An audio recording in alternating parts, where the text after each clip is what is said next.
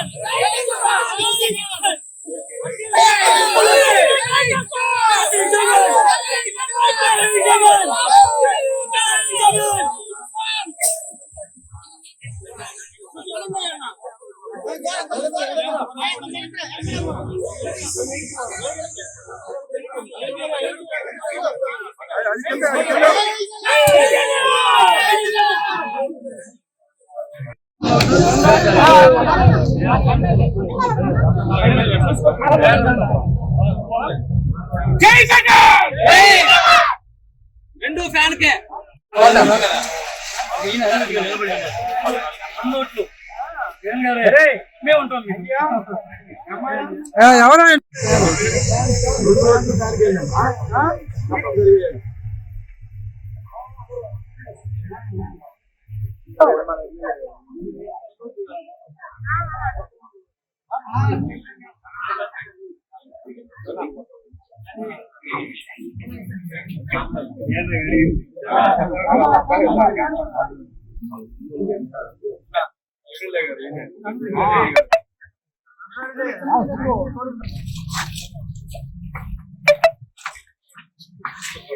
రాధా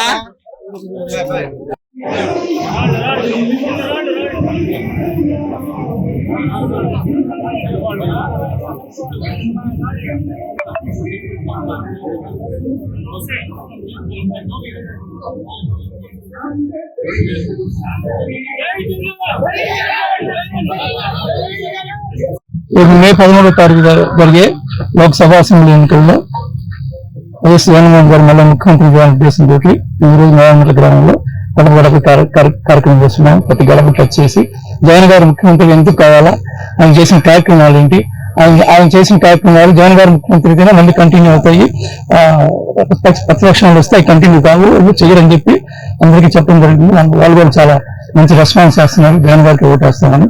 కాబట్టి జగన్ గారు డెఫినెట్ గా మళ్ళీ ముఖ్యమంత్రి గారికి ఖాయం తెలియజేస్తారు. జై జగన్, జై జగన్, జై జగన్, జై జగన్.